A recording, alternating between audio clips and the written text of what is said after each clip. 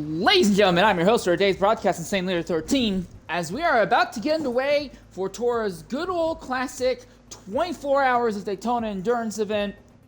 I do apologize for the technical issues that were not technical at all. They were completely personal issues, but I apologize for the issues that left our broadcast starting a little bit later than normal. However, we are once again underway here, and we are about to do this again. We are looking at roughly the exact same car lineup from last year. So it's almost a rerun of the 2025 TORA 24-hour Enduro. There are a little bit fewer entries this year, but another thing to consider is that with fewer entries, some drivers gain a little bit better, sometimes not spending as much time, seeing their skills decline. We're going to see some different matchups throughout the entire grid. Here in the C lobby, I will be covering stints 1 through 6 today, and then I will be back early in the morning tomorrow to bring home stint 12 for you. So we'll be covering about 7 out of the 12 stints throughout the event with hopefully no interruptions or breaks whatsoever. In today's event, as we see them loading on, be aware that there will be one driver from one of the teams that end up submitting their stints a little bit late. Because of that, we will be looking at bare minimum one driver being forced to start near the rear of the grid, as a late stint submission requires a start at the rear and a drop into the pit lane within the first 2 racing laps of the event. Now, for those of you who are not familiar with a typical TORA Enduro, it runs very simply like this.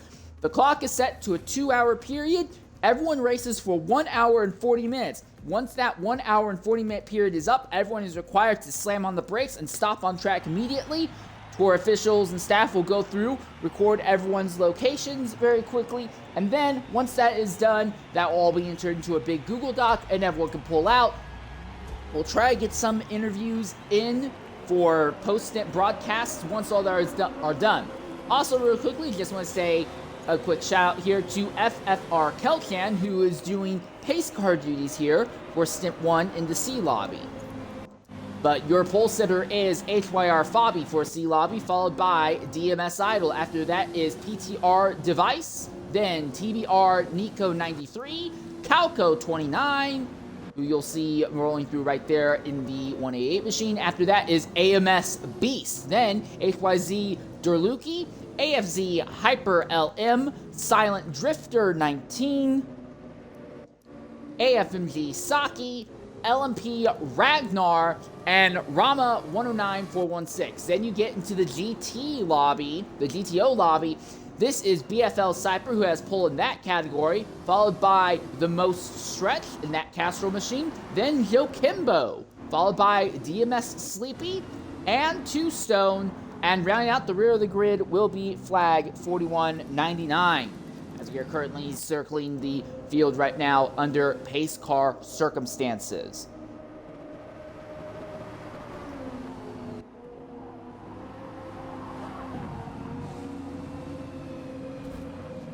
So we'll likely see them begin to double up once they come out of the backstretch chicane. Real quickly, just for some strategy purposes, let's go ahead and look at what everyone's fuel and tire numbers are right now, starting with our pole sitter, Fabi. So everyone's likely going to be running the same classic race tire compound, no special accelerated race tire compound. It's going to be 1 tire compound. 41% in the fuel tank here for Fabi, your pole setter. Second place starter, Idol, has 64%. Then after that, you have PTR Device. He's got 60%. Then TBR Nico 93, who's at 36%. And then the last of our top 5 prototype drivers, he is starting with 54% in the fuel tank. And then real quickly, just look at our 2 leaders in the GT category. BFL Cyber has just a little bit under 50%, 47.6%. And the most stretch has 39%, so a little bit less fuel in his machine. So that should give everyone here a little bit of an idea as to what the strategy is going to be looking like right now.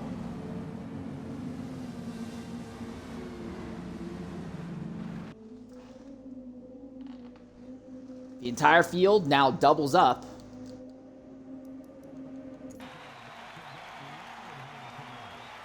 I forgot, this is the one track where only this one works. Oops. Well, we'll see the entire field roll down here to take the green flag here at Daytona.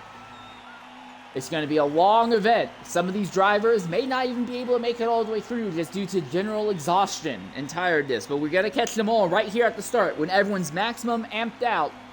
As you see the field round the final corner. Speedway turn 4. It'll be a short but very frustratingly long run in time to the start-finish line. And you'll be able to audibly hear them get on the throttle to accelerate away here. It'll be Kelchan and Fabi leading them to the green flag. Kelchan now pulls off, so now it's Fabi and Idle leading them to the green flag. As they say in NASCAR, reach up there and pull them belts tight one more time.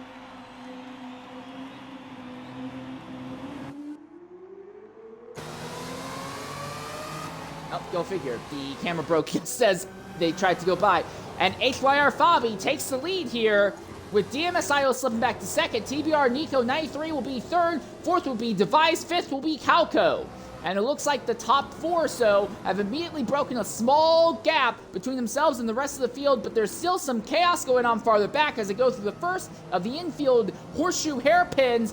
One of our drivers fell off. That was Calco. Calco has slid wide coming out of the first hairpin, has already dropped down to the 10th position, it would appear.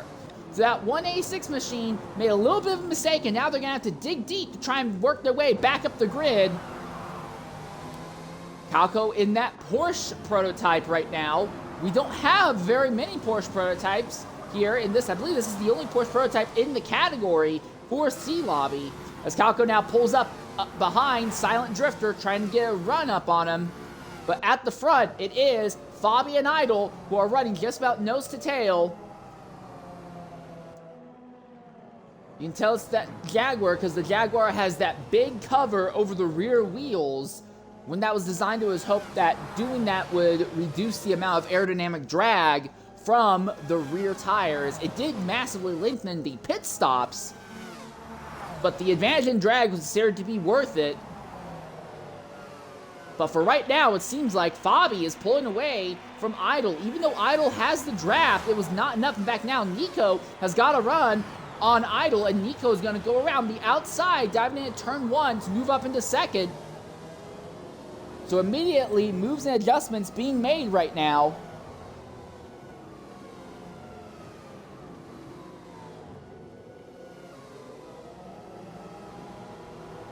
So now they'll go down through the bend in the infield. One of our drivers, the one who needed to serve that penalty, as he already made the stop, that was AFZ Hyper LM, who has already made that penalty stop. Again, that team did not submit stints early enough, and that is typically the penalty for not getting stints in at early time. And PTR Device has slid wide into the dirt there, coming out of the second horseshoe. There's no damage on the car. He'll be able to continue.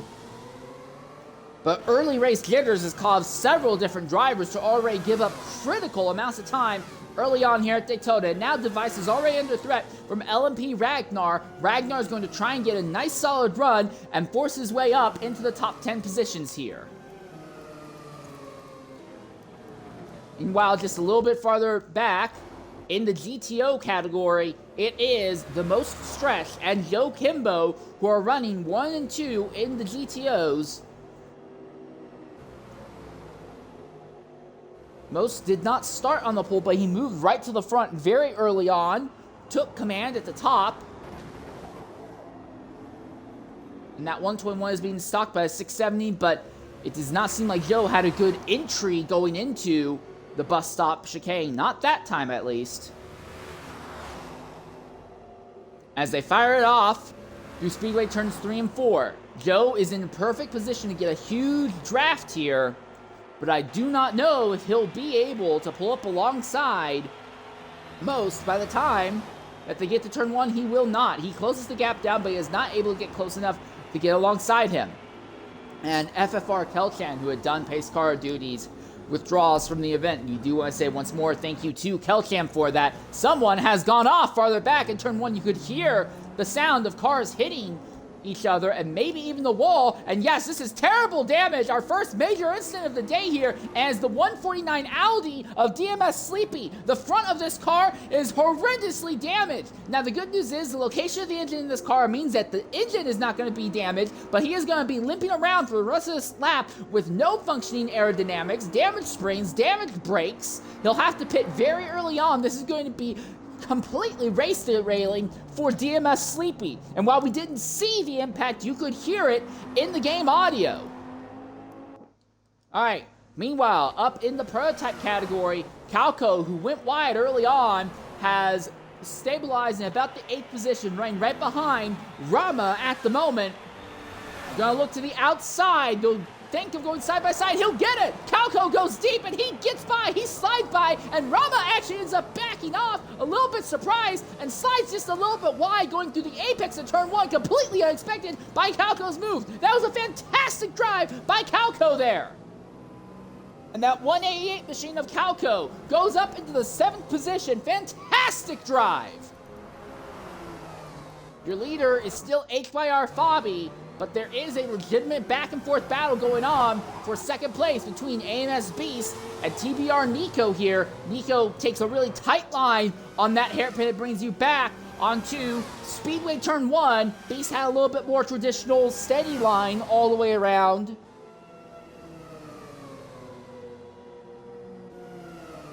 Down the back straightaway now, and they'll fire it off into the bus stop chicane.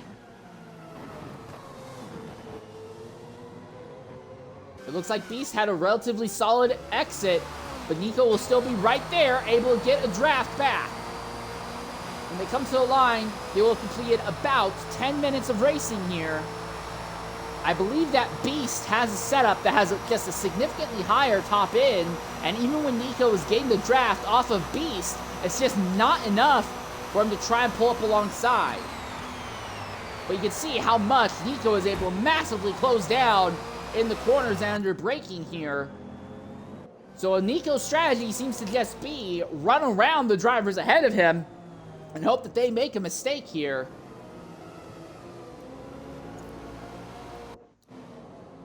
This is DMS Idol, who started up near the front but has just been gradually hemorrhaging time, sliding backwards as he has been hemorrhaging positions here. He has slipped back to the 4th position. A little behind him will be HYZ Derluki, who has AFMG Saki behind. And if these two spend too much time fighting, they run the risk of dragging Calco and Rama up into their fight. So, again, if these two cannot get their differences and their positions on track resolved quickly, they could end up being right on top of each other.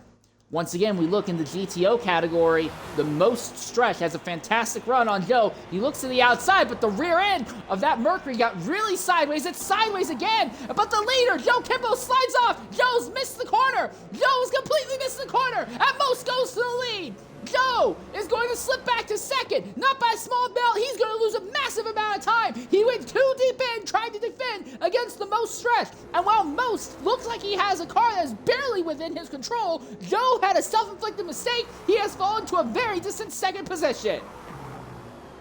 And don't look now, but prototype traffic is coming up very shortly here. So GTs and prototypes are about to intercede on each other and start impacting each other very shortly. Now, I don't have a very big GTO category. We only have 6 GTO entries in the event.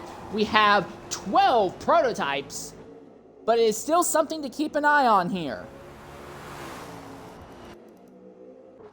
Your leader is HYR Fabi. As long as he doesn't make a mistake going through traffic, he should be pretty much home free. AMS Beast is finally starting to pull away, though, from TBR Nico 93. While Nico is really good at closing in under braking and in the twisties, Daytona is a very top-end focused circuit, and Beast's machine seems to be maximally designed to take advantage of that.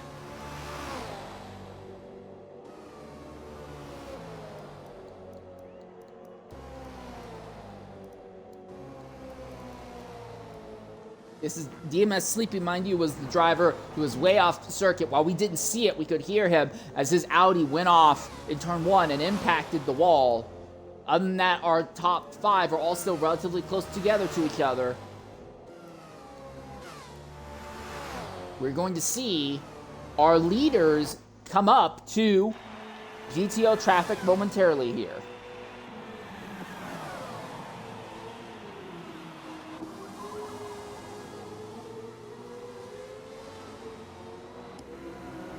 Here we are. So Fabi is going to clear the Texaco machine without issue whatsoever. What of Beast and Nico? This is Nico's best chance to try and run the gap back down between himself and Beast here.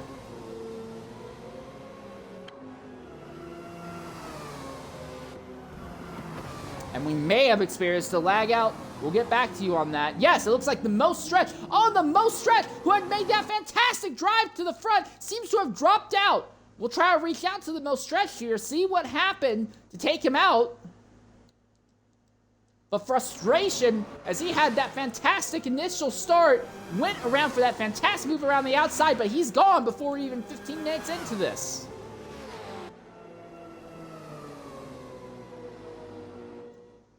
All right, coming into the party right now should be the most stretch. We're gonna wait just a little bit. All right, Most, are you able to hear me? In the Xbox party, there will be a little box to check that will say include my audio. Can you go ahead and hit that? All right, Most, it's a frustration to have to talk to you this early in the day.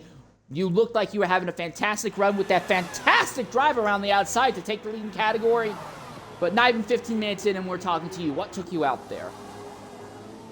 Game crash. Good old turn 10.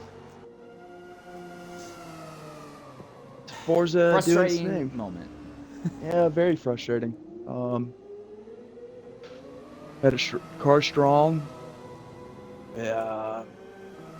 Set up well, you know. Was able to pull away. Had a couple moments for little laps, but it's just, what can you do?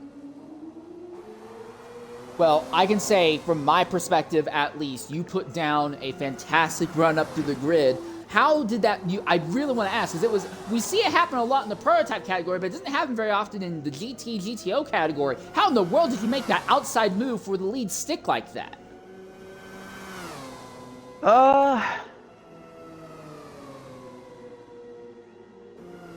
Just trusting the car. That's what it comes down to. I know the car sticks. It wasn't really coming in hard. Kept the tires gripped up and just let it do its thing. Had space and just powered down as soon as I got it to rotate. Man, I will say you have a lot more confidence in your car and it's sticking than I would ever have in anything I would drive. But that's why you're out here and I'm up here. Thanks for jumping in. One last question before we go. Who's going to be taking over the car for you in Stint 2? Let me look. Not remember off the top of my head. All right. Moment here. I'm still kind of blood's boiling at the moment. Yeah, I don't blame you one bit, honestly. Well, if you don't remember, that's fine. We'll probably take note of them in the next stint anyway. But thanks for jumping in and talking with us, mate. Yep. We'll go ahead and let you go and maybe beat up on a punching bag or something. Yeah, probably going to the gym. All right. Farewell. Have a good one. Yep. All right, we turn our focus back onto the circuit here at Daytona. Your leader is DMS idle, but we are under green flag stops. The interesting thing is, because a lot of our drivers in our prototype category have all put in different amounts of fuel in their cars, drivers are making their pit stops at radically different points in the schedule. Again, there is no difference when it comes to tire strategy. The big thing is going to be how far can you go on your fuel tank, and some drivers who have elected to start with smaller fuel loads will be going really fast early on with relatively light cars. They won't have nearly as much weight in the car, and by doing that, they will put themselves in a position where they can put together some fantastic fast laps early on, but now, a little bit later, they'll have to pay the piper. They have to jump in, make pit stops. So, I remember in the first year and a half of this game, the meta had always just been, overfill for a lap or underfill for a lap. It was very much a one-lap difference. You didn't usually see a lot of strategy differential play out in these tour events, or really any event in Forza, when drivers are doing strategies, as we see Rama coming into the pits now. In fact, at this point, I should probably adjust the ticker to show the number of pit stops made up to this point. So this will give you an idea who has pitted. And as you can see, HYR Fabi, who started on the pole and led the first several laps, he was one of our early drivers to pit. But as I was saying, the early strategy within this game for a long time had been to go ahead, jump in, make one or two pit stops, well, not one or two pit stops, make one pit stop about the time you burn through a full fuel load. And for a tour event where you normally have a set mandated amount of pit stops you have to make over an event, the strategy would normally end up being, well, just fill the car up, go as far as you can, but only enough to make it split into an even 3 or 4 stops over a stint, because typically in a tour event you are required to make 3 pit stops over a stint. So we would normally see drivers go for about 20 to 25 minutes before making their pit stops, and that had always been the strategy. And then you would see drivers, sometimes the driver would pit a lap early or pit a lap later, try to find out a way to steal some track position. Now, that is not the case. The strategy seems to have inverted at this point in the event. Of our 12 prototype cars, 4 of them have made early pit stops. One of them, that would be AFC Hyper LM, was serving a penalty. But 4 of our 12 prototypes have elected to make very early pit stops, so they were going for maximum lap time early on, and then hoping that by doing so, they would be in a position where they would not have to worry about traffic, especially same category traffic, for a much, much longer period of time. Now, the interesting thing is that HYR Fabi seems to be running well right now, but he can see just a little bit up the road from him LMP Ragnar. And we look at LMP Ragnar here. Ragnar in the 828 machine, he has some very worn out tires, but still has quite a bit of fuel in the tank, 17.8%. So unless he accidentally overfilled at the start of the event, there is a high likelihood that HYR Fabi's strategy of trying to avoid same category traffic might go to waste, because he is running down this man here, LMP Ragnar, with speed. The MS Idol is pitting. HYRZ Derluki seems to be slow right now. He is losing ground to Saki. Oh, he's taking a little bit of engine damage, and those rear tires are cooked, 64%. So they've gone as far as they possibly can. So now, 3 of our top 4 are pitted, and it is the Porsche of Calco, which didn't have a great lap 1, but has been making moves since. Calco will now go into the lead in this Porsche, doing a good job managing his tires as well. He's not yet hit 60% in those rear tires, but he'll likely pit at the end of this lap just because of the tire wear. Now, this will actually cycle HYR Fabi all the way up into the 4th position, because LMP Ragnar did pit. So, for now, Fabi is going to have clean track ahead. Next driver I'll have to deal with will be Silent Drifter here in the 1-2-3 machine. Silent Drifter has not gone through all the fuel and still has quite a bit of tires left, but hasn't pitted. Am I wrong? Are there actual tire strategies going on here? I was under the impression that there would be no tire strats. I thought that everyone was running the base tire. I may have saw wrong when I looked at the build list earlier.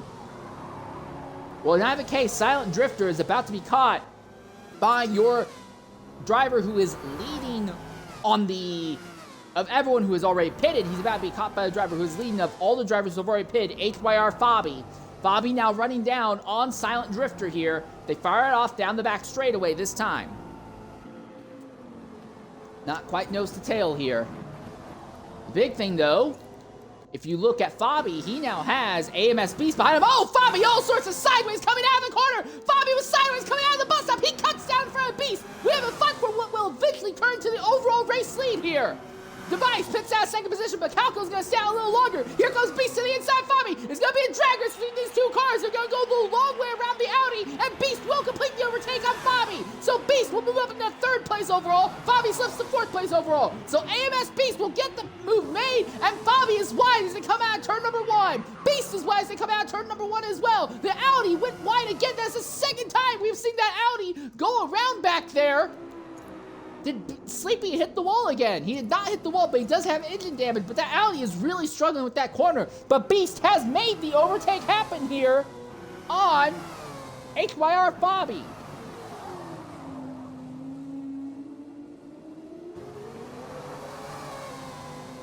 So Beast now moves up over Silent Drifter.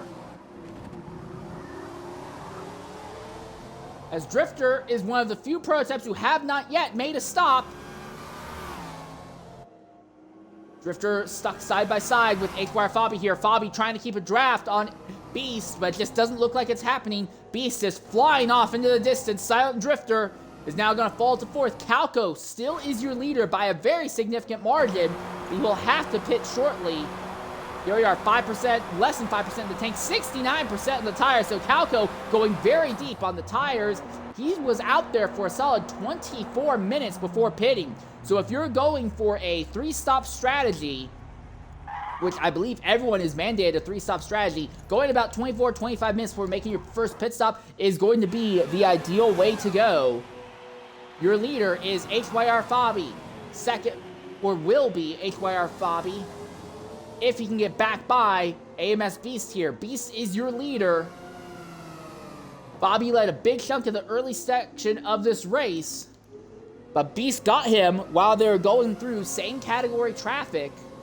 So while Beast didn't start super high up, he has been making moves up through the field solidly. AFC Hyper LM also has gone ahead and just made his second stop, but again, Hyper LM is basically on a strategy that will be close to a 4-stop because of that penalty he had to serve at the start of the event. If you look down the GT category, Joe Kimbo coming in now, so the GTOs are able to easily go a lot farther without really having as much of a pace fall off. Two Stone looks like they're going to be coming in shortly here. This is Flag in the other Audi, the 824 Audi. A lot of front tire wear on that thing, and he's coming in now. So the GTOs don't seem to have as much of a spread when it comes to their strategies right now. But although most stretch had put on a good fight against Joe Kimbo on circuit early on here, it has become Joe Kimbo who has taken over the event early on in the bottom category. But at the top, it is Beast who is now pulling away from HYR Fabi. Third place is Silent Drifter, who still has not made their first stop of the day. They are going much farther than anticipated, and their tires do not seem to be falling off, so I may have miscalculated on strategy here. Silent Drifter on a wildly alternate strategy. He is the only driver in the prototype honestly, the only driver in the entire field who has not yet made a pit stop in that 1-2-3 machine. And there is a high likelihood we will not see him make a pit stop again for several more laps.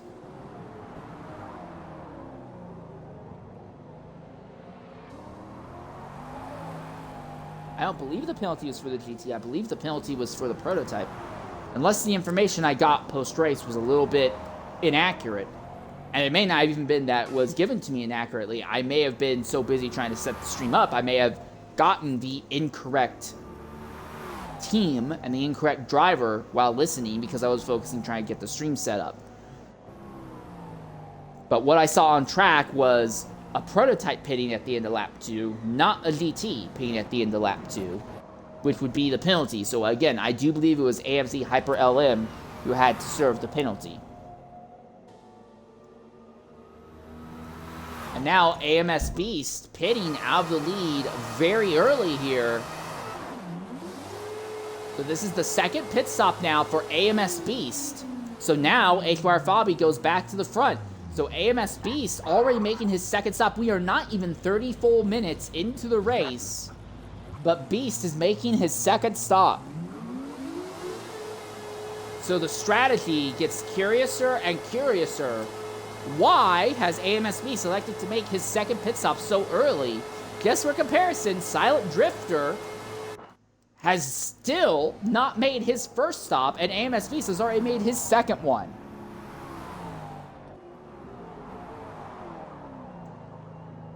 Also, to Stormy in the chat, talking about he can't wait to drive the Audi with zero top end. Don't you worry. From what we've seen, the Audi has not only zero top end, but also has atrocious handling under braking. We have heard and seen the Audi go off twice in turn 1 because not only does it have no top end, it seems like a lot of the teams are setting the Audi up to take out all of its handling just to try and give it a little bit of speed. So now the Audi has no turn-in either. So it's not just no top speed. You're going to have almost no turn-in as well. So, yeah, I don't look forward to driving that Audi whatsoever. Way back when TORA used to do endurance races at the Indy Road Course in Forza Motorsport 7, I actually ran in the Audi GTO, and that was one of the worst experiences I've ever had. Granted, I just generally do not vibe with all-wheel drive cars, but that was one of the worst experiences I've ever had. The Audis are incredibly difficult to BOP with the other cars in the category. As Silent Drifter finally pits out second, real quickly, as we look at the entry from flag 4199, one of the Audis here, the Audis are just generally very difficult to BOP.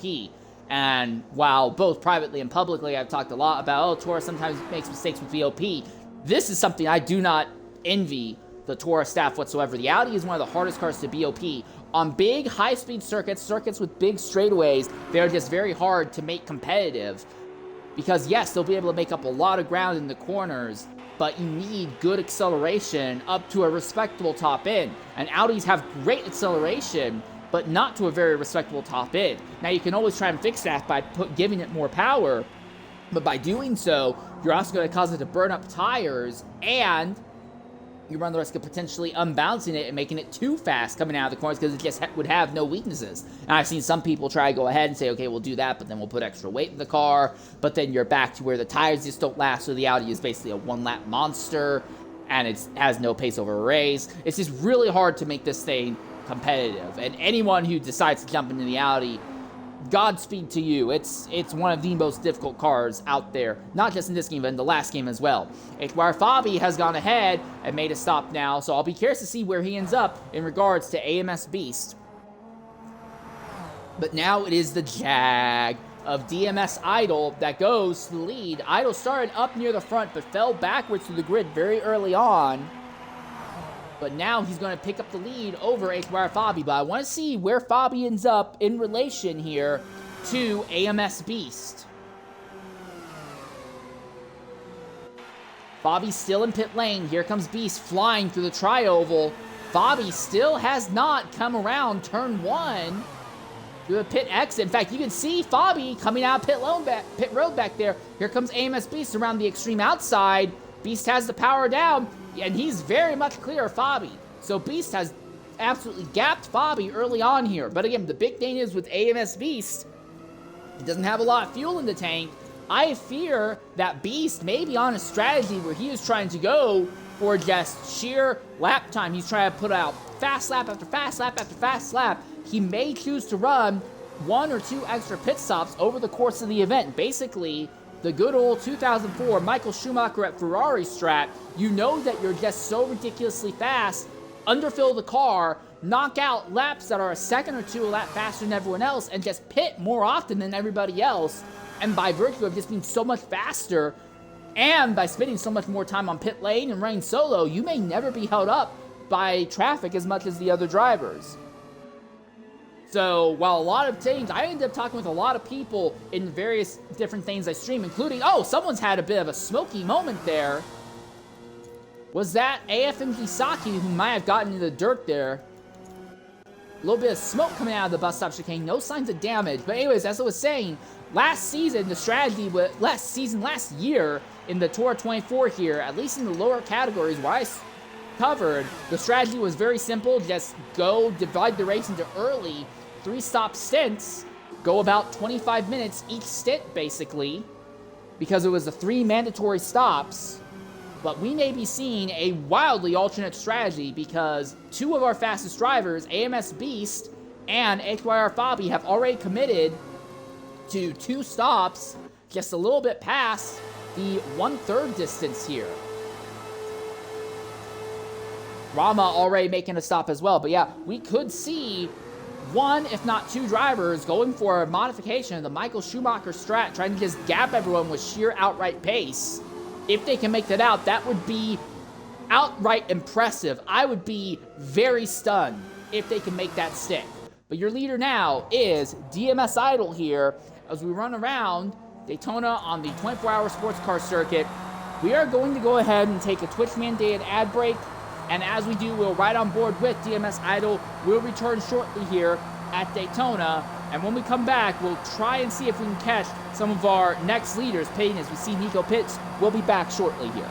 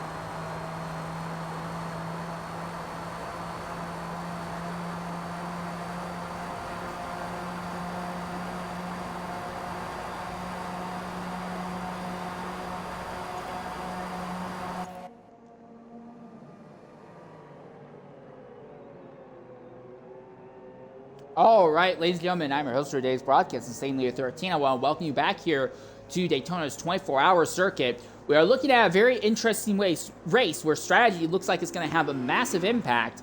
AMS Beast and to a lesser extent HYR Fabi are on a radically alternate strategy where they seem to be making more pit stops over the course of the event here.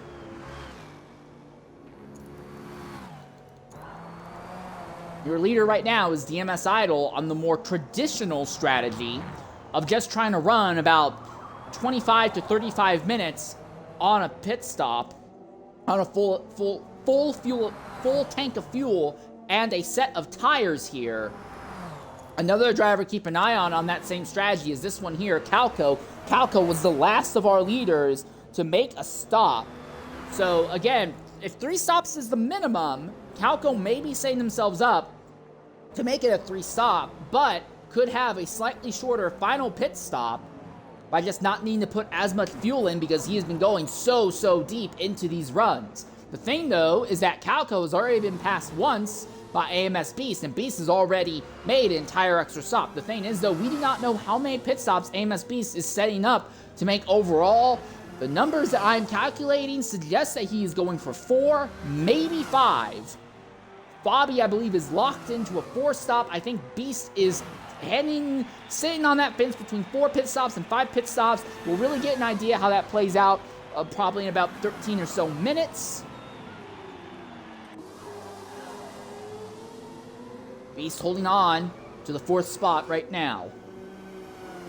You can see Derluki just a little bit up the road as Calco has muscled his way by the 275 machine that Derluki is in.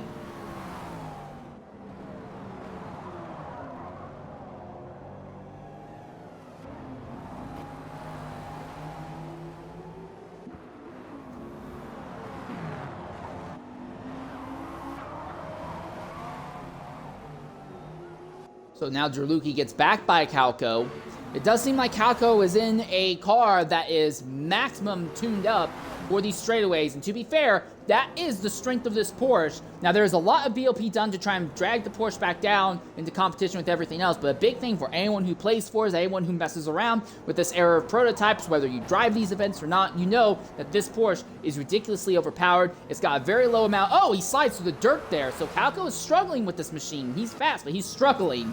It's a very high-skill car, and Calco is rising to the challenge, but it is not an easy challenge for him to rise to. As we're watching Calco run around here, this Porsche, in the game, it has a very high skill ceiling but also has a very low skill floor. It's an easy car to jump into and be fast, but it's very hard to jump into and be fast consistently. There's not a lot of downforce on the machine to begin with. It's got a lot of power, although it has been reduced in power for this event using Forza's handicap features.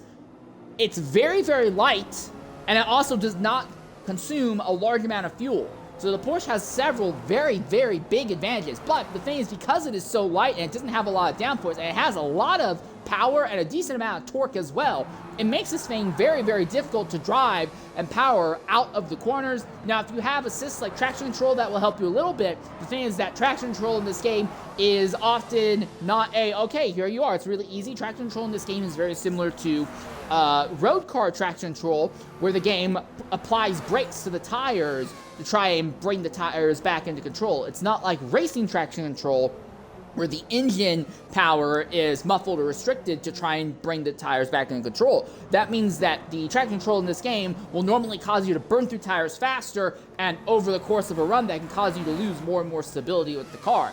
So this Porsche is very, very competent, but it is very difficult to drive fast. DMS Idol now paying out the lead, about 39 minutes in, and it looks like he'll be joined by HYR Deluki, and AMS Beast is making his third pit stop now.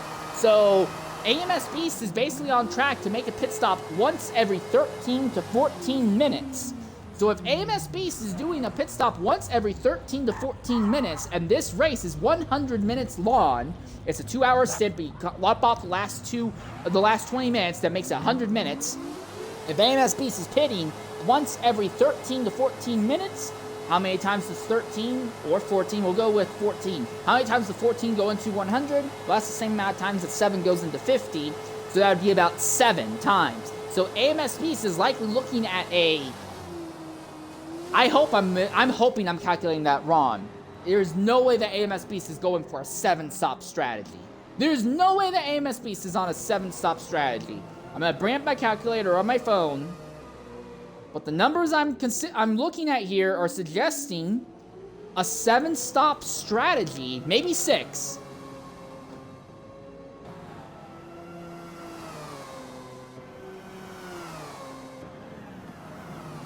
Well, if he's pitting once every 14 minutes, that would divide the race into roughly 7 stints of 14 minutes. It would be one of the stints would be a little bit shorter, but it would be roughly that.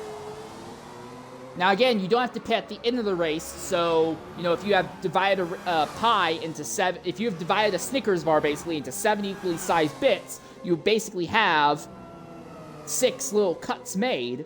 So 6 pit stops is the number I'm currently looking at for AMS Beast. 6 pit stops over the course of the event. 6 pit stops, that's absurd. Again, typically, the requirement for a TORA Enduro is only 3. I think only once have I ever seen a TORA Endurance race where the mandatory number of pit stops have been 4. And usually, anyone who has to make a 5th pit stop, they're basically relegated to last in their event. But AMS Beast is on a radical, as PTR Device has gone ahead and made his 2nd stop. Beast is on a radically alternate strategy. Oh, is he in ghost mode? What's happened? He's gone into ghost mode all of a sudden. He's slow. He's in the dirt. He's made contact. Beast is in the wall. He's not the only one. There's another driver in the wall. He's been hit with another car as well. Was that Nico? It was Nico. Beast and Nico have been involved in an accident. Nico's back on the way. He's rolling. Beast, does he have any damage to his car? They both pounded the outside wall. No damage. It looks like they'll both be able to continue. But both Beast and Nico have had a bit of a mistake. That will take away valuable, critical time, but no damage to Beast, no damage to Nico. They both will be able to continue. Okay, so as I was saying, Beast seems to be on what we think is a 6-stop strategy here. Calco, who's your leader, is on what is the traditional 3-stop strategy. He'll be joined by Silent Drifter, and then we have HYR Fabi here. Fabi was one of the earlier drivers to make a 2nd pit stop. He still has fuel, but he's burning up that rear tire. I'm really curious to see what the strategy numbers are looking like for Fabi, because I think Fabi might go along here and try to bring himself back into a 3-stop strategy run, potentially. If he makes his 2nd stop right at 1 hour and 10 minutes left on that race timer. That would be exactly halfway through the racing portion of the stint, so he would be back on a 3-stop strategy. Derluki has just dropped a huge ton of positions here. He is incredibly slow as he hits something. Oh, he's backed into the wall. I think Derluki is backed into the wall going into turn number 1. And HYZ Derluki has had an accident and has now dropped backwards through the field. And he's going to have to limp around the entire circuit with a heavily damaged rear end. Now, there's no engine damage, but, man, these things fire off at 200 plus miles an hour in a straight line. And he's going to have to be doing that through the banked corners here. Having no rear downforce is going to be a nightmare. Okay, Calco is now pitting. So Calco's pitting a little bit earlier than anticipated. So, yes, I believe that Fabi went for a short first stop. So Fabi is pitting now. So Fabi, they'll have to go for a longer final stint, more than likely. But it looks like Calco and Fabi are back on a 3-stop strategy. So I think Beast is the only one on a 6-stop. Again, I may be reading the numbers wrong. There might be a potential that Beast will knock one of those off. He might bring the numbers back down and make it closer to a 5-stop strategy. But I think AMS Beast is still on a 6-stop strategy. And the way it is looking, I think he is the only driver doing that right now. Fabi is in pit lane right now. Beast is going to run around the outside. Well, right now, whatever strategy it is that Beast is on, whether it be a 5-stop, 6-stop, 7-stop, he has lots of speed. He is back ahead of HYR Fabi, and he is going to end up right behind Calco.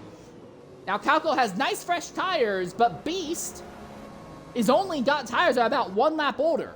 So yeah, despite making an entire extra pit stop, Beast is right back here behind Calco. Calco seems to be, I would argue, one of the lead drivers on the main strat, along with DMS Idol, the more conventional TORA strat.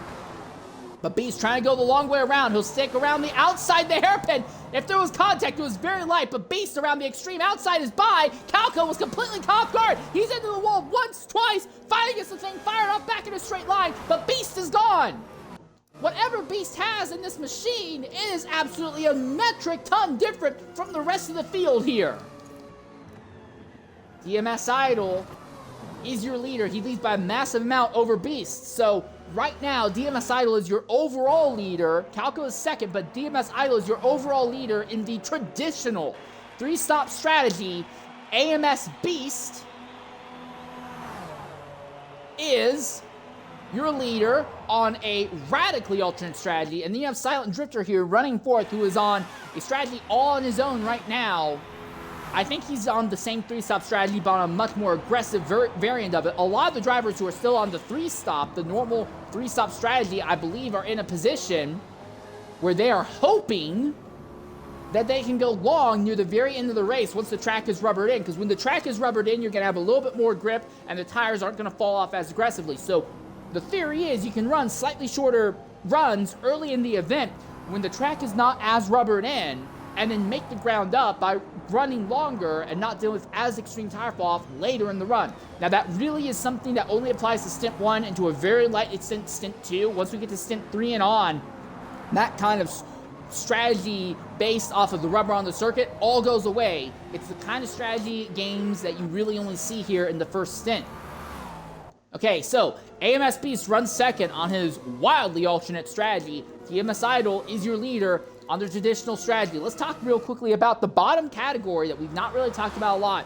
Joe Kimbo started up front. He's been leading for a good chunk of the time. The biggest threat he had for most of the day had been, well, the only real threat he's had today has been the most Stretch. And we saw Stretch in his Mercury Cougar make an incredible run around the outside in turn 1 to get by 670. And while Most was pulling away, he had a disconnect, which kicked him out of the race. That has turned the lead of the race in the GTO category back over to Joe Kimbo here. As Cyber, who is in the pits right now. But there's been a lot of spread in the field, and now we see Joe Kimbo coming in the pits just a little bit earlier than anticipated. The way this is looking, a lot of drivers are struggling to make it exactly to the halfway point to make their second stop. So we could see a little bit of significant fall off near the very end of this race where drivers are dealing with either slightly heavier fuel loads or slightly more worn tires than normal, or both, because they will have not pushed the full distance. It seems like a lot of the drivers are able to go convincingly about 20 to 22 minutes, but 25 minutes seems to be just a little bit out of the question for them. And mind you, they also had that entire lap 1 of this stint, which was run under pace speed. And I know to some people it sounds like I'm rambling on about a lot of different things, but racing and motorsport is a game of inches and fractions of a second. These don't sound like they would be big things. You think, oh, well, you know, they ran 1 lap under pace speed, but they're going to be running, you know, if it's 90 seconds a lap roughly, they're going to be running they're going to be running like 100 laps, it will feel like. Don't worry about it.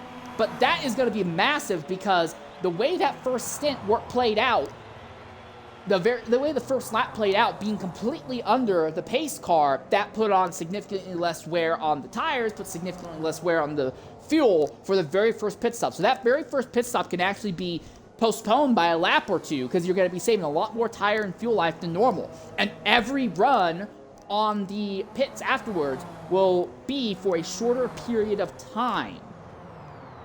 So if that first run on tires and fuel, you're able to make 25 minutes comfortably, but then all of a sudden, you know, you don't have that 3 minutes that was spent under yellow flag, under the pace speed. All of a sudden, 25 minutes shrinks down to 22 minutes, and you're running on burnt out tires, low fuel load, and you have to go another 3 minutes. I don't know how many drivers have the competence to do that. Calco showed a little bit of competency at doing that earlier. Silent Drifter here absolutely can do it, because Silent Drifter likely will make his stop at the end of this lap. But no one else, I think, has the ability to make that happen. And Drifter, for whatever reason, is on a radically alternate scenario where he just is not burning through his tires whatsoever. So he has had no tire fall off throughout the event. So again, strategy is really playing out in a weird way, and I'm talking in one direction with the 3-stop strategy. I'm looking at AMS Beast. This team, he's already made his 3 mandatory stops. I'm anticipating he's going to be making a 5th or 6th stop in the next few minutes here. Yeah, he's down to only 7.7% in the fuel load. So I'm anticipating that Beast is going to be pitting very shortly here. And when he does, we're just a little bit past the halfway distance in this stint. I wonder if the AMS team, or maybe not the AMS team as a whole, maybe just Beast has realized that the 3-stop strategy is just not worthwhile. Because sure, you cut out a pit stop, but you're going to end up losing so much time, spending an extra, what might be a cumulative 10 to 15 minutes struggling with worn out tires. And then when your tires are good, you're struggling with a really overloaded fuel tank. They may have calculated that overall, it's more beneficial to just say, screw the 3-stop strategy. Let's not go for the minimum. Let's do the Michael Schumacher strat.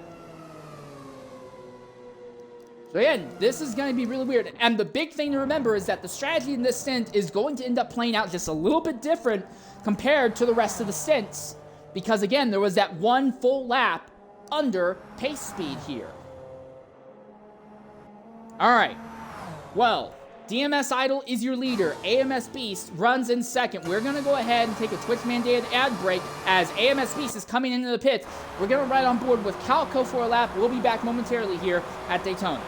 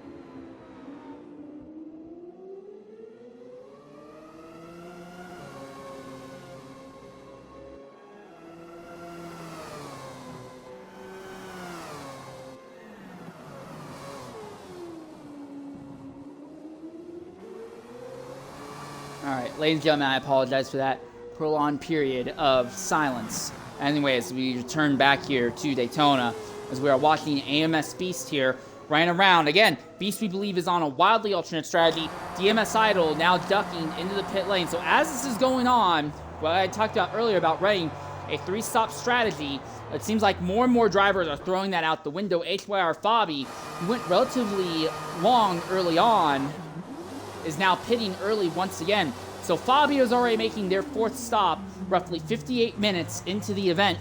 You do the mathematics, 4 goes into 58 about 14 times. So we're looking at about 14-minute stints for Fabi. 58, yeah, because 4 goes into 60 15 times, so this is a little bit less. So yeah, so Fabi, I believe, is locking in to what will be potentially a 5-stop strategy. So it does seem like as this is going on, some drivers are pitting way more, some drivers are pitting way less. We thought early on, okay, well, 3 stops is the meta. 3 stops has almost always been the meta. Everyone will just do 3 stops if they can make it. Silent Drifter, I think, may be the only driver who is locked in on a 3-stop strategy. I think everyone else is going to be running 4 more stops. Calco is right on the edge. I could see Calco making it a 3-stop event also, if he needs to. But I think everyone else is pitting some variation between 4 times and 5 times today. Now again, TORA endurance races have a mandatory minimum for pit stops, but they do not have a ceiling maximum. So if you think you can make something happen by spending more time on fresher tires, but also more time in the pits, there's nothing stopping you from making that happen. Real quickly, here are the changes throughout the grid since the start. Now remember, technically every spot you have to take 1 upwards off of it because the pace car of FFR Kelcan technically started ahead of them. Calco, who is reigning in 1st, started 4th on track. DMS Idol, who started in 2nd, is still running 2nd right now. HYR Favi, who started up front, is running back here in 3rd. AMS Beast, who started back in 6th, has just went back by DMS Idol, and they're actually side by side for this position as they come out of the first turn 1 hairpin. Beast could not make the move stick, so Idol is going to hold on. Mind you, Idol had pitted not too. Oh, Beast with a big dive bomb, and he forces that 49 off the road, but he compromises his own run in the process. And now they come down, they go through the bend between the 2 horseshoes in the infield. Beast closing up on Idol once again. He'll duck in right underneath the rear wing of this machine. Can't make it stick on the run out. Now they come to the hairpin that will bring them back into Speedway Turn 1. Pulls up right behind. Beast has had some incredible top end. This would be an easy potential overtake for him, I would imagine. He's got the draft on his side. He looks high. Side by side, Beast running high. He'll get the run off the banking through Speedway Turn 2. He'll complete the overtake easily before the braking zone. He just briefly touches the outside wall going into the bus stop chicane. Puts the power down. He's a little bit sideways. Idol is right behind him.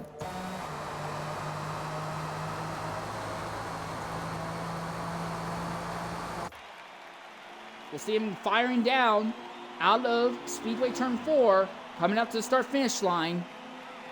But Beast has a massive top-end advantage. Whatever setup they have on that car, Beast seems to have better top end than everyone else. And that, coupled with the fact that he is running a strategy that is making him pit more often. Again, the thing with Daytona is that the pit road is right at the end of the longest straightaway. So if you have a car that's really good at top end, you would think that you'd not want to make extra pit stops here because you'd lose more time at the top end, but Beast seems to be denying that. He's going to muster his way by one of the Audis, that 824 Audi there. In the bottom category, everyone has really spread out very quickly. It is Joe Kimbo, Two Stone, Flag, BFL Cyper, DMS Sleepy, and they have all spread out very quickly from each other. So while I know that there are people who are interested in the bottom category, the GTOs, I do have to apologize and say that, alas, there's not really anything much worth talking about down there outside of most stretches disconnect shortly after taking the lead, and then the accident that DMS Sleepy had relatively early in the event.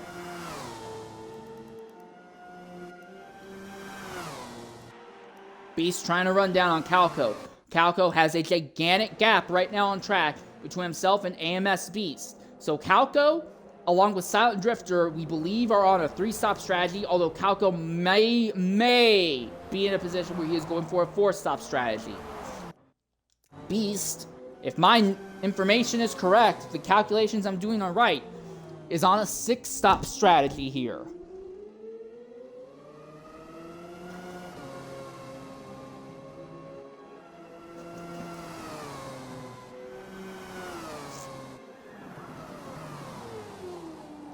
AFZ Hyper LM is pitting farther back, so is HYR Jerluki.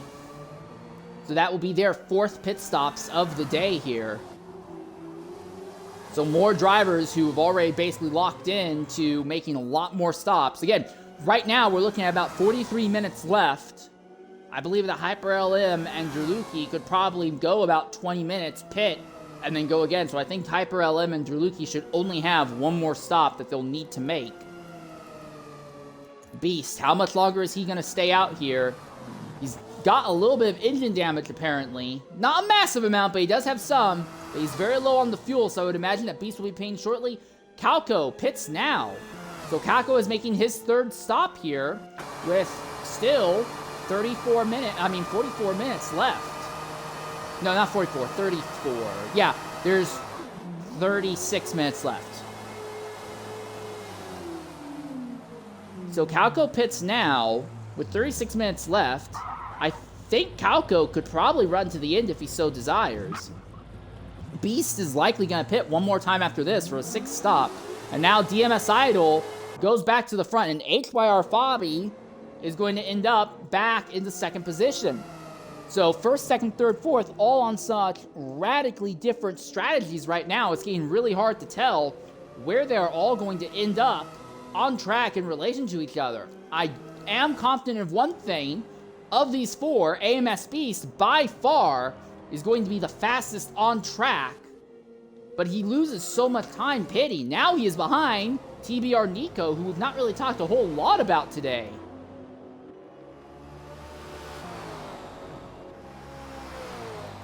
HYR Fabi seems to be in kind of like the compromise strategy.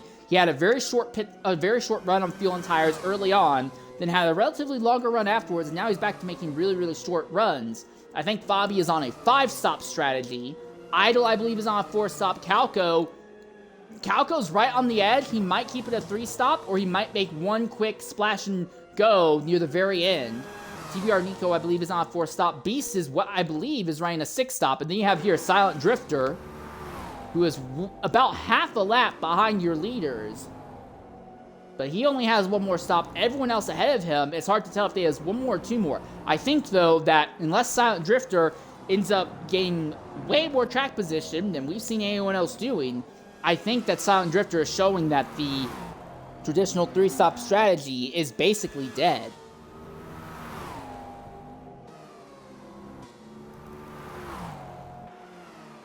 Saki, Rama, PTR Device, and LMP Ragnar, the drivers are in 7th through 10th. They are all on what we believe is a 4-stop strategy right now. And then the GTOs, there's just not really any flexibility in their strategy. Those cars are all committed to just the normal traditional 3-stop requirement.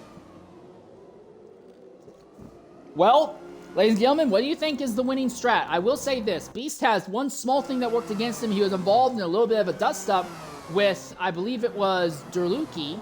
No, it wasn't Jerluki. It was Saki earlier, where the 2 of them got into each other, coming out of turn 2, and spun and hit the wall on the left side of the track just before the hairpin, the first infield hairpin, the International Horseshoe.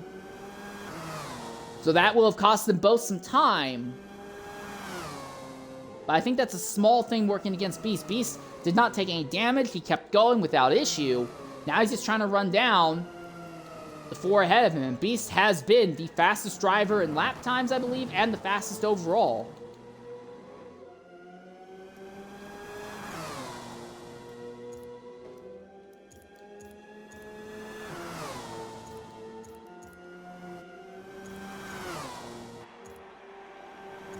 Okay, so I can't see the...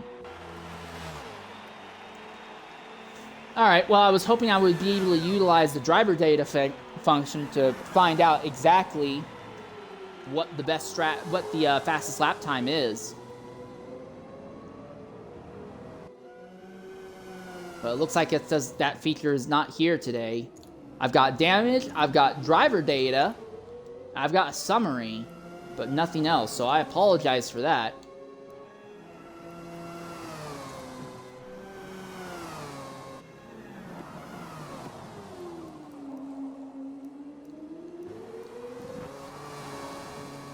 We're watching Beast right now because he is likely going to be the next prototype driver to have some sort of fight. The driver just up the road from him is this man here, TBR Nico. Nico has some worn tires, some burnt out fuel, and a little bit of engine damage, so it's very likely he will be caught and overtaken by AMS Beast very shortly here.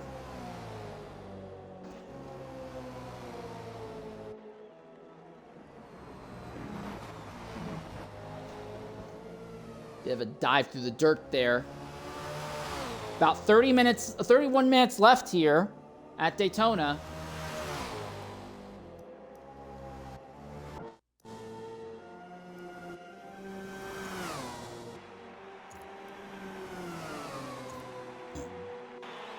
Yeah, I can't get that to work.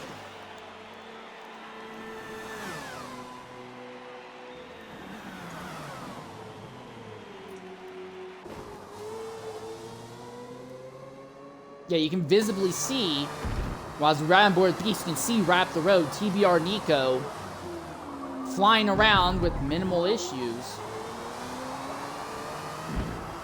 Drops the tire into the dirt, but again, just turning laps is not going to be the thing.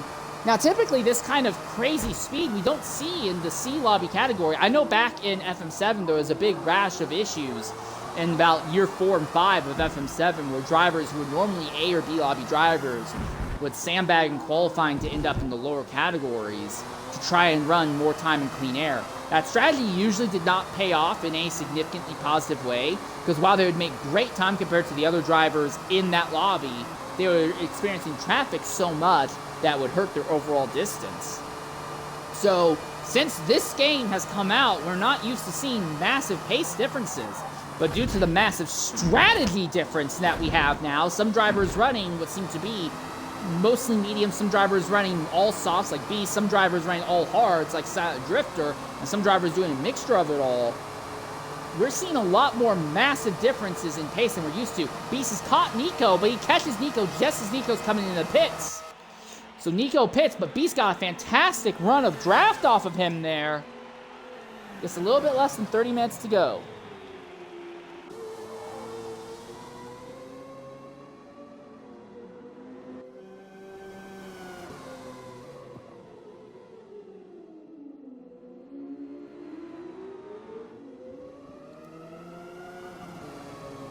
Again, 29 minutes left in the event.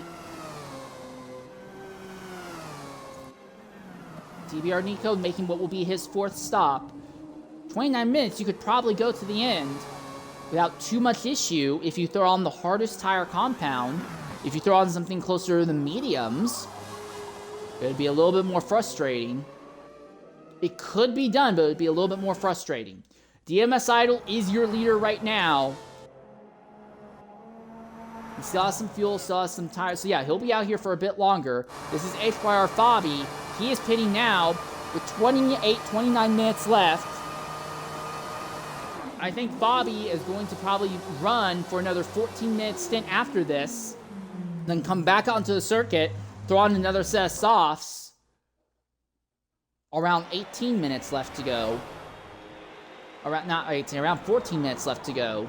So now Calco moves up into the 2nd spot on track. Calco has some fuel, but not a lot of tire life. I think Calco may have to make a 4th stop. If Beast can pull this 6-stop strategy off and bring it home with a 2nd or a 3rd,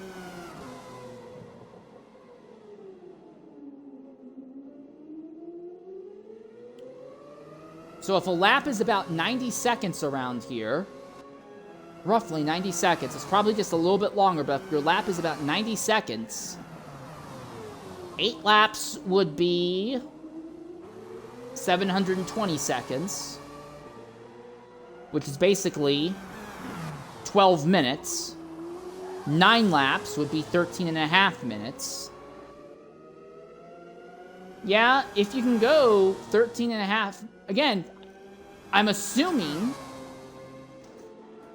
that a lap is about 1 minute and 30 seconds. What I'm going to do, as we ride on board with AMSV, is I'm going to pull up the timer function on my phone, and I'm going to personally calculate the exact amount of time that Beast is spending in a single lap. Now, Beast is a little bit more aggressive. He's going significantly faster than everyone else. I'm going to run the stopwatch here to give you the exact lap time that Beast is turning here. And everyone else, you can anticipate, is about anywhere from half a second to 2.5 seconds slower. Start right now. And this is only 1 lap, so, you know, if Beast pits at the end of this lap, this number is not going to be any good, but I think he's going to stay out for the rest of this lap. He just needs to put down a perfect lap so we can calculate here. 26 minutes left.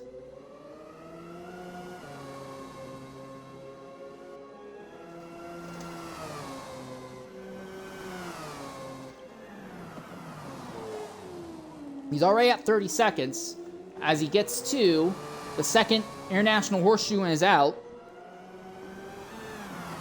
He is still a big distance right now between himself and DMS Idol. But Idol is likely going to be paying very shortly here. And then you have Calco, who's kind of like halfway between and being caught by Beast with speed. Looking at the stopwatch, he's only at 55 seconds right now. Now again, this is the absolute best circumstances.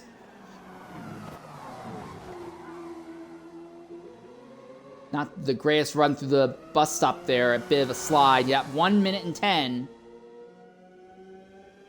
And I'll kill this just as he gets to the start-finish line here.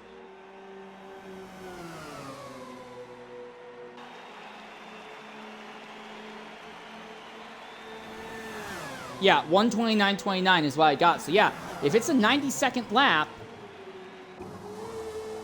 because one person in the chat, that was Jackie the Demon, has said that if you can go 9 laps instead of 8, well again, 8 laps would be 8 minutes and then 8 halves of minutes. That'd be 12 minutes. 9 laps would be 13 and a half. We're at 25 minutes to go right now. I think everyone's going to have to make another stop if you're on the softs. If you're on the mediums, I think you may still have to make another stop. If you're on the hards, though, I think you should be fine. But again, Silent Drifter is kind of the wild outsider in that. All right. Well, while we are here, we're going to go ahead and take a Twitch-mandated ad break. We'll be back momentarily here at Daytona. Hopefully catch more of our leaders make their upcoming stops.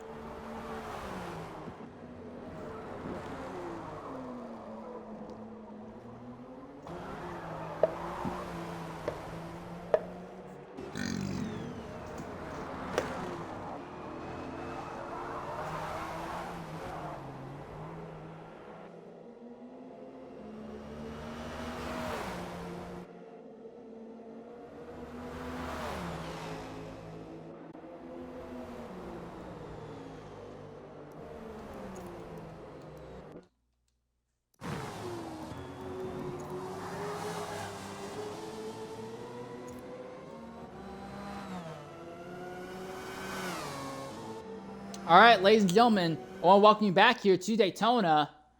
We have about 23 minutes, a little bit less than 23 minutes of racing left in this stint. If you were to go ahead and pit now, and threw on a set of what would be medium tires, you could probably make it to the end. It would be rough, but you could probably limp the car to the end. Oh, that's an Audi that's gone off there. I believe that was Sleepy's car that went off. Yeah, that was Sleepy who went off there. Sleepy's been having a very rough time in this Audi, but I believe he has made his final stop, so he shouldn't have to pit again. The other drivers in the GTO category, though, will inevitably have to make another stop. GTO hasn't really had a lot going on after most stretch dropped out. It has been Joe Kimbo just leading with no issue here. And there's not really any crazy strategy stuff going on in the bottom category. Also, just the bottom category has gotten so spread out that they're not really even a factor for traffic for our prototypes in the top split. So again, I know there are people who want to really focus on the bottom category, but there's just not a lot to say there. All right, real quickly, I want to take a look here at Silent Drifter, who still has yet to make his final stop, but with a little less than 22 minutes left, when Drifter finally makes his third and final stop, he could throw on some softer tires and absolutely light up and go a little bit faster. If he wants to throw on some mediums, he would gain a lot more pace all of a sudden. I don't think Silent Drifter is anywhere close to being contention for talking about the overall stint victory here. But I think Silent Drifter might be able to pull off a third or fourth place result if him and everyone else ahead of him has to pit, and Drifter's going to reveal some pace that we didn't know he had. Everyone ahead of him in first, second, and third, they are established. We know what their ability is. And here comes Bobby working on idle. These two started up near the front. Bobby has pitted one time more than idle over the full course of the event. We anticipate both of them will still have one more pit stop to make. Bobby clears idle as they go around. Joe Kimbo, your leader in the GTO category, and Bobby clears them. And Drifter pits now with 21 minutes left. So yeah, Drifter could probably throw on some softer tires and go a lot faster here to the end. So Drifter may be a unexpected wild card in this run to the end. This is AMS Beast, who is 5th, although he'll move up to 4th by Silent Drifter.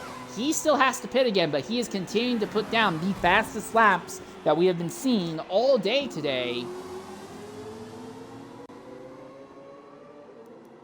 Calco is your leader. We believe he is on the 4-stop strategy. The only driver of the top who's on the 4-stop. It seems to me like everyone in our top 5 positions, Calco, Fabi, Idle, Beast, and Silent Drifter, they're all on different strategies.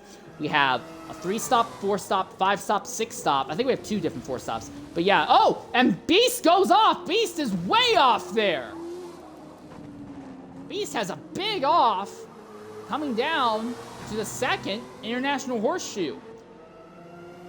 That's the second time we've seen a bit of a hiccup and a mistake from Beast there. Not really sure if it was an issue with trying to get the tires back up to grip or what.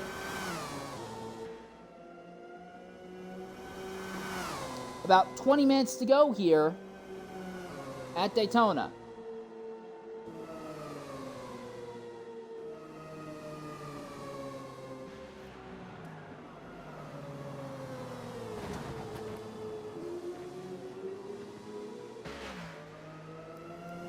Well, we've seen Fabi dispose of Idle, and he is running away. And again, we're anticipating that both Fabi and Idle both have one more stop to make. Oh, maybe not. Is Idle good to the end? 19 minutes? I don't think you can make 44% fuel last these last 19 minutes. All right, Beast is now pitting. So Beast is making what is going to be his final stop. This is 7. So Beast is on a 7-stop strategy. I said earlier I thought it was on a 6-stop, but no. Beast is on a 7-pit stop strategy. No one else is pitting anywhere near as much as he is. Bobby is going to be pitting about 6 times. Idle 5 times. Calco 4. And then 3 times for Silent Drifter. Yeah, so our top 5 drivers, I think, are all going to... Our top 5 finishers, by the way this is looking, are all going to be running on 5 completely different strategies here. I don't know if this is going to work out for Beast. He is so far behind now. He has to run by so many other drivers. And he'll make up some of the ground when they all pit. We've got 18 minutes left.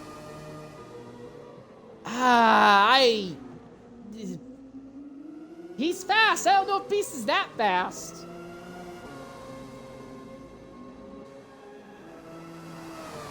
I don't know. My confidence in this strategy that Beast is on is waning a bit. It may have played a little bit more ability out if we were running a normal state where you did not have the full pace lap. If it was just they go coming out of the second horseshoe, you know, it might have worked out then. But I think that extra lap early on might be enough to save several of the drivers ahead of him.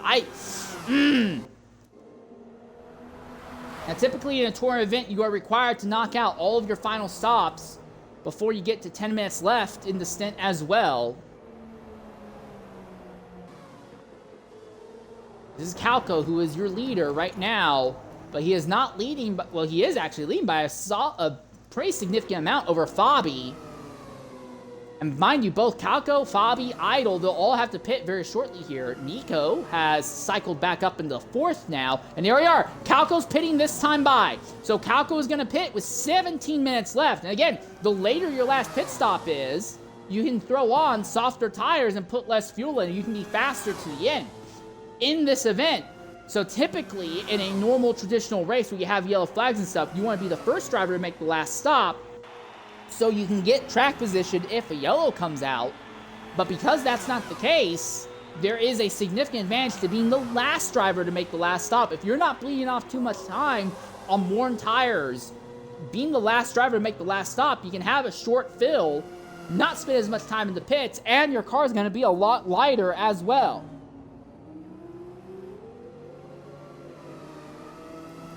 So Calco has ended up behind DMS Idle here. Well behind DMS Idle. But again, Calco, I think, is good to the end. Idle has 16 minutes left. Everyone has 16 minutes left, roughly. I don't see a way you can make 34% in the fuel tank last 16 minutes. And Fabi, I see no way that Fabi goes to the end. He's going to have to pit either at the end of this lap or next lap. And I continue to watch these numbers and these times.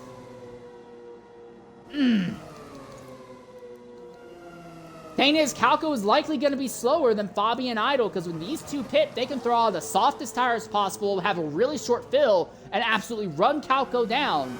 And they have been, without a doubt, massively faster than Calco throughout the run here. The other thing to consider is that DMS Idle is legitimately not losing that much time to Fabi. Fabi has the advantage on track over Idle, but it's not by a ridiculous amount. Fabi pits out of the lead, but Idle's going to stay out a little bit longer. Idle's going to make his final stop just a little bit later and be setting himself up to be faster in the final few minutes here.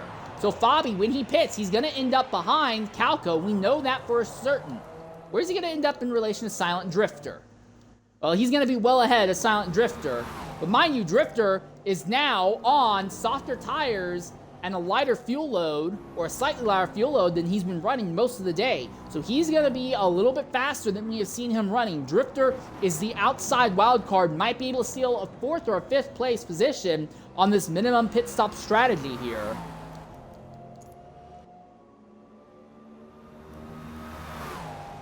All right, so Fabi, who's committed to a 6-stop strategy, I believe all of his stints have been on softs except for one. I think his second fuel load, he put on medium tires to go a little bit longer there. But other than that, it's been all softs all the way through.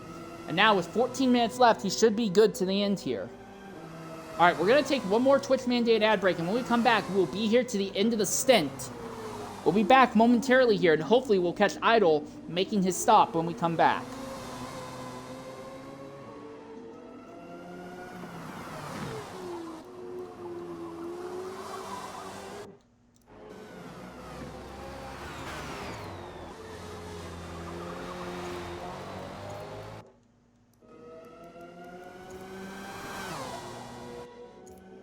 Okay, so Saki and Nico both have to pit, so that will almost guarantee put Silent Drifter back up into 4th or so.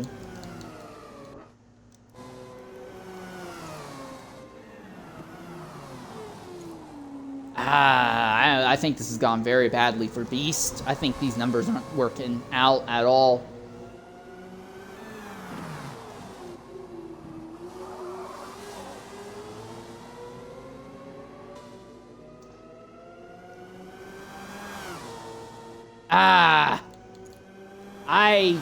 I like Beast's willingness to commit to this strategy, but I don't see this work. I don't see this actually playing out.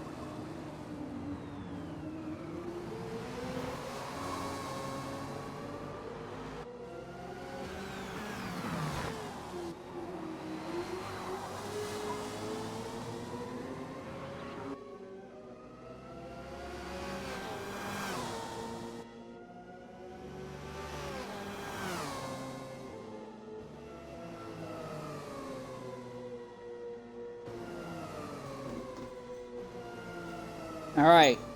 Well, ladies and gentlemen, we are here at Daytona. I went ahead and pull up a little poll for opinion-based stuff. Both Saki and Nico have gone ahead and made their stops. The interesting thing is that Nico is actually still ahead of AMS Beast, all things considered. So there's a possibility that Beast's maximum soft tire strategy option might get him trapped here behind TBR Nico, as Nico is now on fresher tires than Beast.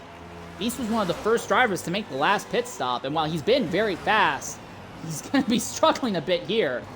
All right, but now Silent Drifter, who is on this 3-stop strategy, the traditional TORA strat, is all the way up to 4th, and DMS Idol has made his final stop now. So this should put Calco back in the lead. Reminder, Calco has been running on harder tires throughout the run, so he doesn't have a lot of pace, but he's got a massive amount of track position here over HYR Fabi.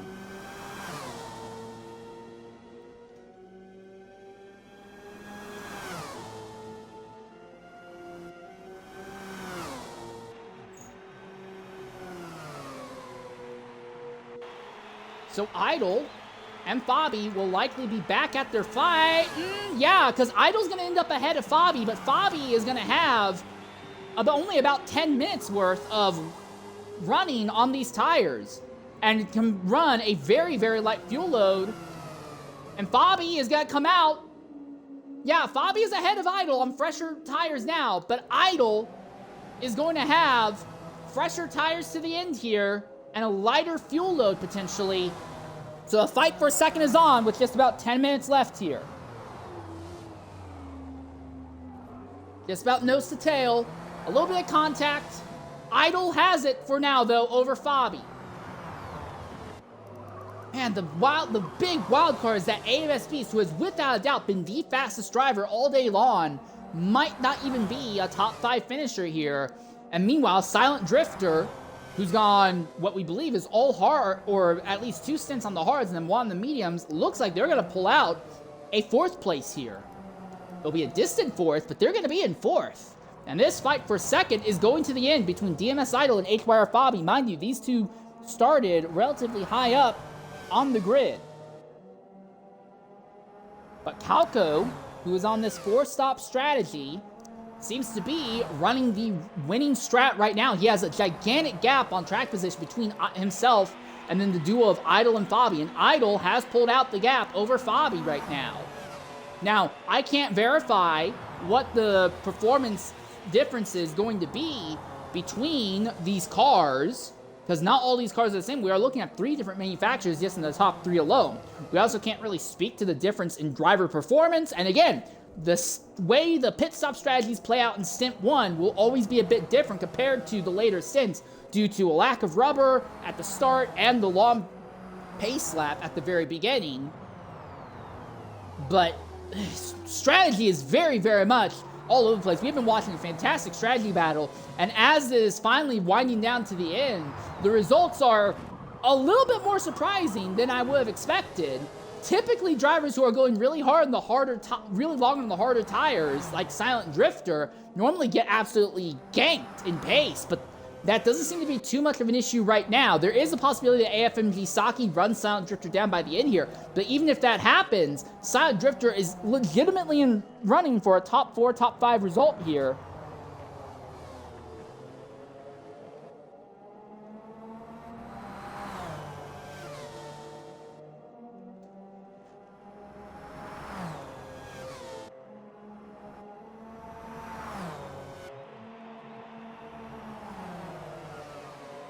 Watching this come down to the end, with 7 minutes left.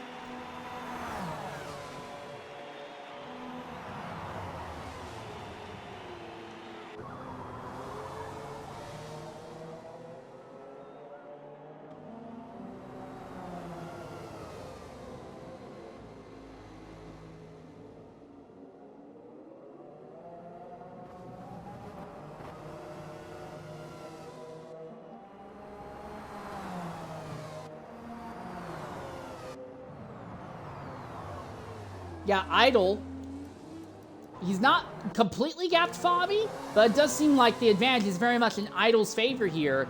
While Fabi has been pitting more often and has had the tire advantage throughout most of the run, Idle and Fabi are going to be roughly even on their fuel loads. Real quickly, a quick look.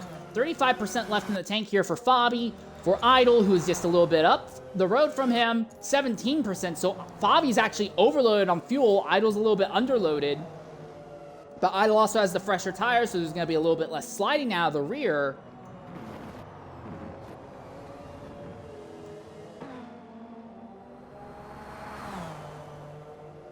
Calco is your leader, though. And while the gap between himself and Idle is gradually shrinking, it is big enough that there is no way. No, I don't think there's any way Idle catches Calco unless Calco ends up in an accident. Calco was good on fuel and tires to the end with 5.5 minutes left. There is no way that Idle catches Calco. Mind you, this is the only Porsche running in C Lobby right now. There is no chance that Calco gets caught unless there is a significant accident, a disconnect, or a self-inflicted mistake.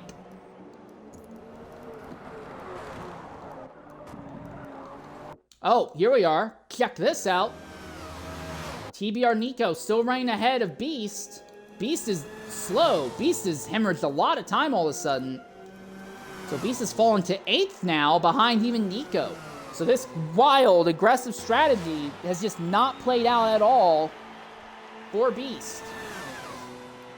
I think he's far enough up the road that he doesn't have to worry about falling out of the top 10, although Drluki and Hyper LM are having a bit of a battle between each other here for these spots, 9th and 10th. They are running down on Beast. We'll keep an eye on that. If Beast falls to 10th, it would be so tragic. Because Beast has been one of the fastest drivers all day, but right on this alternate strategy is just not paying out for him. Idle has now gapped Fabi, but Fabi is well ahead of Silent Drifter. There is still a chance that AFMG Saki runs in 5th, and he might be able to catch Silent Drifter in these last 4 minutes. All right, so with 4 minutes to go, we'll definitely see Calco finish this lap and another lap after that, and then on the 3rd lap after the one we're on right now, they'll probably run to the end around that time.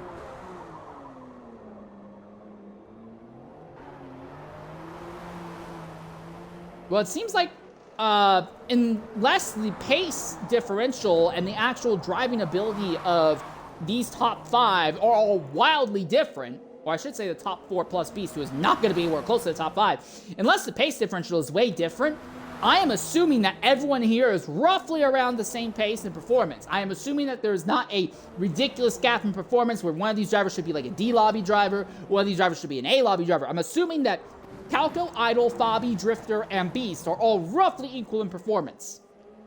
And in that case, at least for now, it seems like the 4-stop strategy is going to be the way to go. With about 3 minutes left. Now, be aware, Calco is going to have a little bit of extra tire life left. I don't think Calco is going to be anywhere near the 60% tire marker. I think this strategy, this force stop strategy, might legitimately be the way to go, at least for the Porsche, in the remaining stints as well. Now, for the other cars, I can't really tell you. Because all these other cars, they're different manufacturers. This here, there's lots of tire left, but life left for Idle, but Idle is running really low on fuel. 5.5% right now, with 2.5 minutes left. Is he gonna run out of fuel?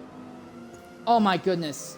If Idle runs out of fuel at the very end here, we are going to be in for a world of chaos.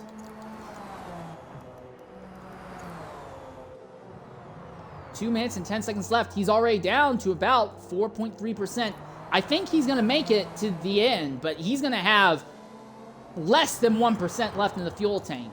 He is playing this a lot more risky than I would like. Bobby has completely lost touch with Idle, but Bobby does not have a fuel concern whatsoever. If Idle runs out of fuel, even if it's just with like 10 seconds left, Bobby is going to nip Idle here.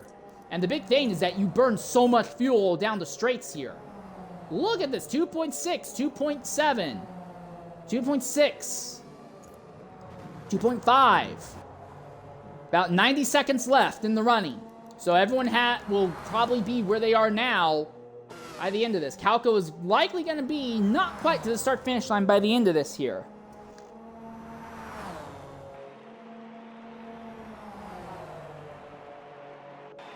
Watching this go to the end right now. Silent Drifter is about to be caught by Saki, and then Beast has actually been caught by Derluki. So it has gone very bad now for Beast. Yeah, Beast finally has put on harder tires with a heavier fuel load, and now all that pace he had was gone. So Beast might legitimately fall to 9th. We'll keep an eye on that. Calco has 40 seconds left. He is running off with this victory, but our focus is on this driver here, DMS Idle. Does he have the fuel to the end? Well, the game says he's at 0%. It says 0% for me. So is Idle out of fuel? 24 seconds left, and he's coming onto the straightaways. 19 seconds, 18, 17, 16, 15, 14. Yeah, he's out. Idle is out. He was running second, and Idle is out of fuel. And that will give Fabi the run to the front. Idle is out of fuel. There we go. Fabi goes to second. Idle is out. He is hemorrhaging time now. He's not going to get caught by Silent Drifter. Time's up. Over. Plow. And your Stint 1 winner will be Calco 429 by a pretty significant margin. Second place, about a third of a lap back, will be HYR Fabi. Third place, after running out of fuel, could have come home second, but ran himself out of fuel. It will be DMS Idle. And Silent Drifter, on the traditional 3-stop strategy, shows that still has life. Silent Drifter comes home in 4th position. 5th place will go to AFMG Saki. 6th place will go to TBR Nico 93. 7th will go to PTR Device. 8th will go to Derluki. And 9th will go to Beast, trying to make this alternate strategy work. It all fell apart in the last 25 minutes. 10th will be AFZ Hyper LM. 11th will go to Rama, who is sideways on the circuit. And then the last of our prototype runners will be LMP Ragnar. In the bottom category, Joe Kimbo brings it home to an easy third place position. He nearly put everyone in the category a lap down. 2 Stone will come home in 2nd in GTO. 3rd place will go to Flag 4199. 4th will go to BFL Cyber. 5th will go to DMS Sleepy. And the only driver to not finish this stint, the most stretch, will be 6th. So that will wrap up our run here. A fantastic run by Calco. We're going to go ahead and take a Twitch-mandated ad break, and when we come back, we will try and get some post-stint interviews with our top finishers in all categories. We'll return momentarily here at Daytona.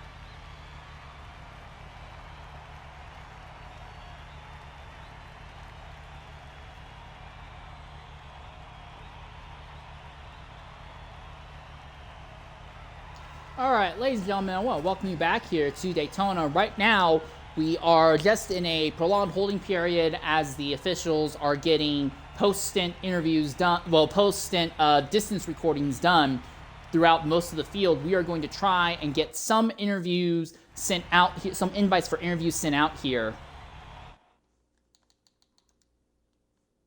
See if anyone is willing to jump in and talk with us.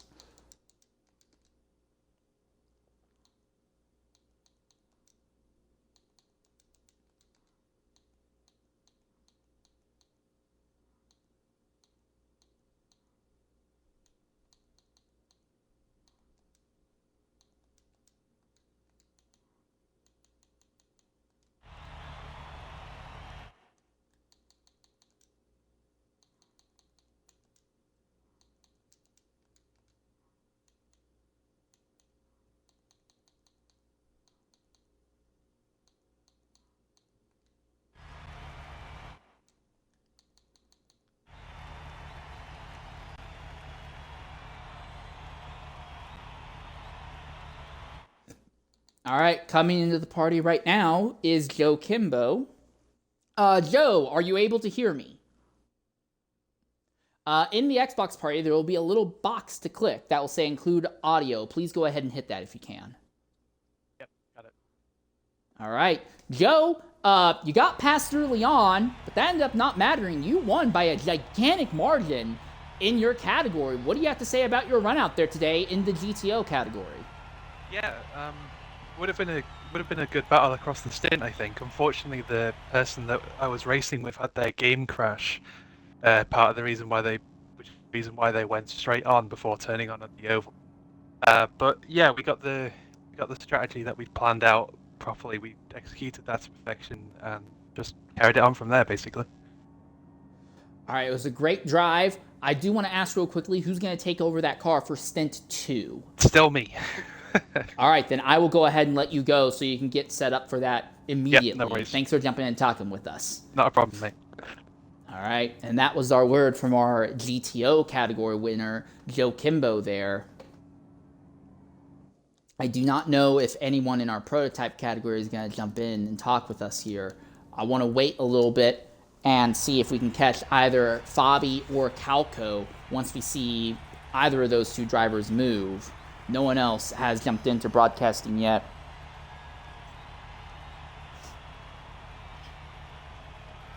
But I do want to say to everyone, thanks for jumping in and watching Stint 1. If you want more, don't worry. We will be here for the next 5 stints today. And we will not be here, sadly, for stints 7 through 11. But we'll be here through stints 1 through 6. And then I will come back for stint 12. I know there was a little bit of miscommunication with getting the stint information out to everyone. I do apologize for that, but I will be here for the next 10 hours, roughly, of covering towards Daytona 24 here. A very, very interesting first stint, to say the least, with wild strategy variances.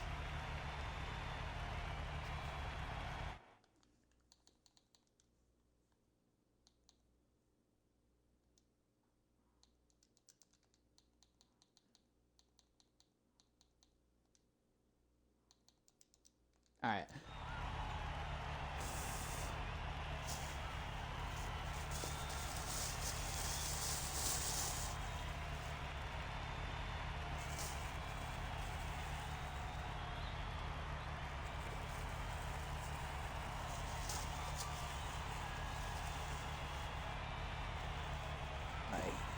Still have people dropping out. And again, if we see Calco or Fabi leave and they don't jump into the party shortly afterwards, we are going to assume that they are not going to be doing posted interviews. Most of our top finishers have already pulled out. In fact, most of our grid has completely pulled out.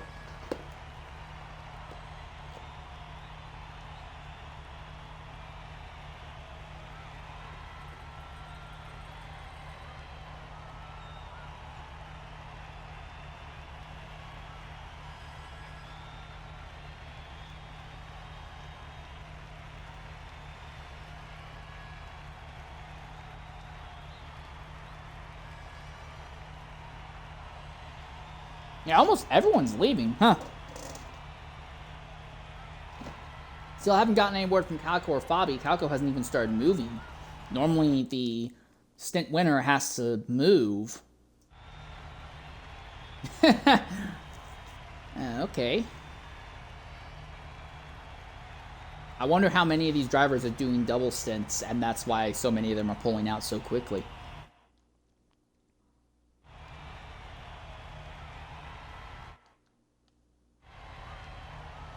Well, if these two, Kako and Fabi, don't jump into the party in the next probably minute, I'll end this stint broadcast, and then I will, in about 4 or 5 minutes afterwards, I'll fire up the Stint 2 broadcast. And normally, every single Stint I broadcast will get its own different stream. Thank you, game. I was very much aware of that.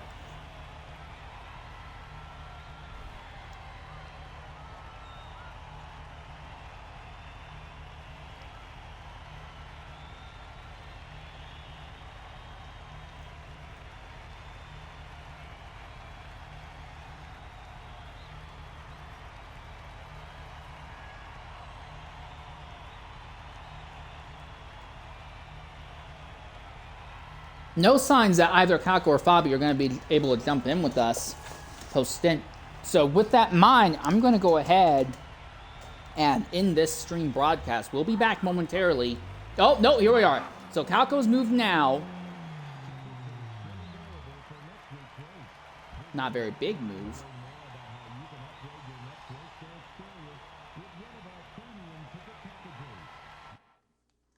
All right.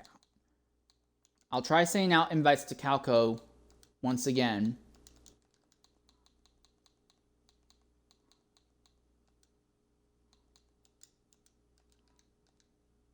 Yeah.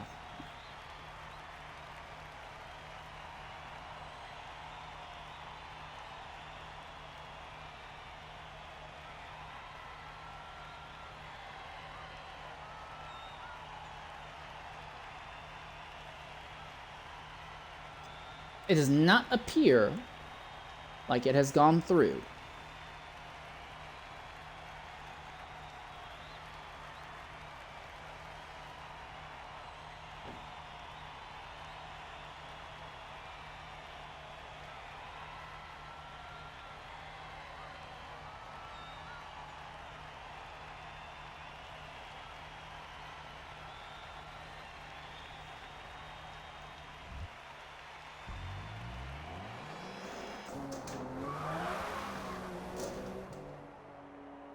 All right, here we are. Coming in the party now is your Stint 1 victor, Calco. Wait just a little bit here. Calco, are you able to hear me? Okay, there we go. Check, check. Mic working? Yep, I hear you. And I can hear you. All right, in the Xbox party, there will be a little box to click that'll say... Kicked it. All right, awesome. Calco, that was a fantastic victory there. Not a lot of on-track driver-on-driver fighting for you, but strategy-wise, you nipped everyone, and by a gigantic margin. How in the world did you figure out that strategy was the way to go? So I made a big-ass calculator in Google Sheets, and we put in a bunch of lap data to figure out average time of tires with the pit strategy, and we just were able to narrow it down to... There was a couple strategies that were close, but I felt that the strategy I picked today was the safest option of the two we were kind of looking between. All right, I do want to ask, do you think that this is a strategy that is perfectly set for the Porsche, or do you think it is a strategy that could work across all of the prototypes? That is going to fully depend on how the tire wear for the other cars are. We specifically bumped up the tire pressure on the rears a little bit to give them some more life, to make sure that they could do up to the laps that we needed to on these tires. And it may be a little bit trickier in the future stints because they don't have that 3-minute buffer from the full parade lap, but I have a feeling that doing the 1 lap extension on one more of the stints, because it did get a little sketchy there on that 14th lap. Not much, but I believe, I don't know about the other cars, but I do know that this is probably the way for the Porsche. I do want to ask, so in the remaining stints, obviously there's not going to be that buffer for the pace lap, but you will have the advantage, and your teammates will have the advantage of having the track being fully rubbered in right at the start, pretty much. Yep. So do you think that will help counter the loss and put the strategy back in serious contention? I believe so, because the first few laps were we were definitely struggling for pace in contention to the softs. But if the next lobbies you start with 100 rubber, that's going to bring that time delta between the softs and the mediums down considerably to what hopefully our window is for keeping this pit strategy correct. All right, one last question for you, Calco. Who's going to step into that Porsche for Stint 2? Next, I believe it is Neil Rick. All right, we'll keep an eye on Neil Rick then. Thank you very much for jumping in and talking with us, though, and we look forward to seeing what you and the rest of the team can do over the remaining stints. Appreciate it. Have a good one. All right, HYR Fabi tried to jump into the party, but had a little bit of a connection issue. I'm going to try and send one more invite out to try and get some word from them there before this is over. Okay. Well, it looks like that will not be the case. It looks like they're already setting up the Stint 2 broadcast. So I will end this broadcast here, and I'll be back in just a few short minutes for Stint 2. Until next time, I've been your host, Insane Leader 13. Thank you very much for joining. Oh, no, here we are. Coming into the party now is HYR Fabi. Fabi, are you able to hear me? I hear you. Fabi, fantastic drive to second. What do you have to say about your run out there?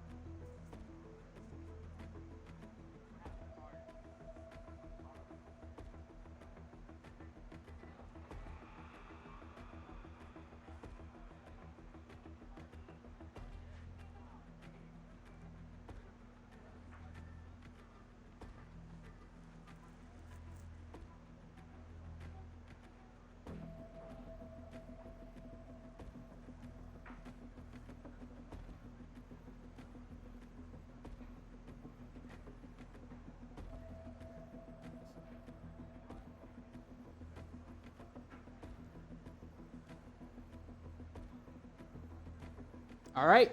Well, it was a fantastic drive. Great job stealing second at the last moment. Who is going to drive the car for Stint 2? All right. We'll keep an eye. Thanks for jumping in, mate. All right. And with that, and with that in mind, we are going to end our Stint 1 broadcast. But once this is over, within 30 seconds, I'm going to restart for the Stint 2 broadcast. So I'll see you all there shortly. Until then, farewell and goodbye.